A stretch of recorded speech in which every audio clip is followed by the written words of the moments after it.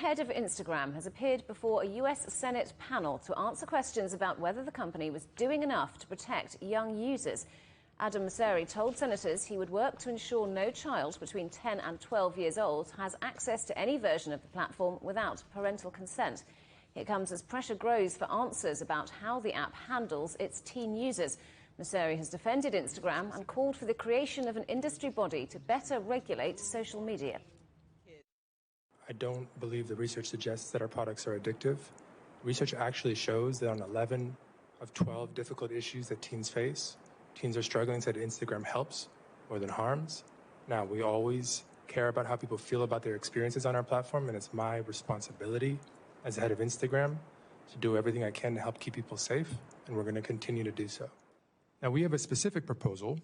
We believe there should be an industry body that will determine the best practices when it comes to what I think are the three most important questions with regards to youth safety: how to verify age, how to build age-appropriate experiences, and how to build parental controls.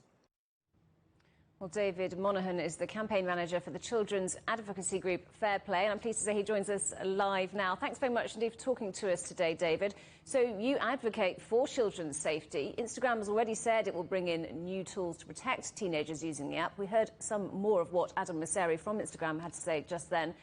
Is it enough? Is it doing enough? Oh, it's definitely not doing enough. And I think the sense that you get from the hearing yesterday is that they have no sense of accountability and no sense of urgency. You know, we heard a few months ago from the whistleblower, Frances Haugen, that Facebook was well aware of the harmful impacts of Instagram upon teenagers. It was feeding young girls content that promotes eating disorders. It exposes young people to strangers and possibly predators. It also just keeps kids, through manipulative design that maximizes engagement, it keeps kids glued to the platform too long. And despite having heard about these dangers, even in Congress a couple of months ago, we heard yesterday that they haven't even corrected the problems. The senators asked Mr. Mosseri about the fact that they had set up dummy accounts, and they found the same problems still existing. They're still being fed pro-anorexia content. They're still having their privacy settings set at public when Facebook said that they would set them by default at private. So to say, oh, we'll set up an industry body in order to police an industry that has already hid the ball, hid their harmful impacts, that's not going to take care of the problem. So what should stricter regulation for Instagram look like in your view? Well, I think a couple of things. First of all, you heard Mr. Mosseri talk about an Instagram for 10 to 12-year-olds. So right now, by its terms, no one under 13 should be on Instagram. But a few months ago, they announced that they would be creating a new Instagram for kids.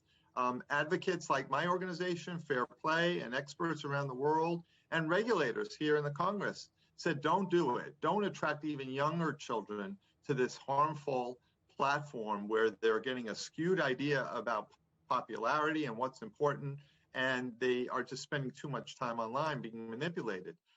Well, we heard yesterday that they apparently still plan to go ahead with this platform.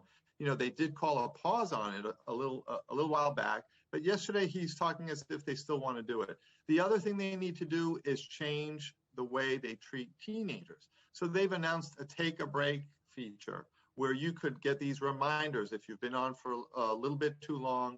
This gentle reminder will come on and say, maybe you want to take a break. Well, that is meaningless if the whole platform is meant to lure kids to spend as much time as possible online, to watch these influencer ads, and the minute they leave the platform, they have this fear of missing out because of the way the whole platform works. So we're talking about measures that are not taking seriously what young people need. And big tech in general is coming in for a lot of criticism at the moment. Is this move for regulation in Instagram just part of like a wider distrust of companies such as Apple and Google?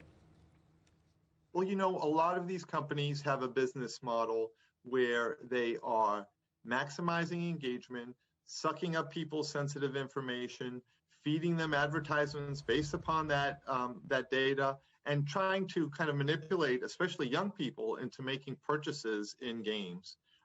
We need to change that business model across the board, and we need to put the well-being of kids first.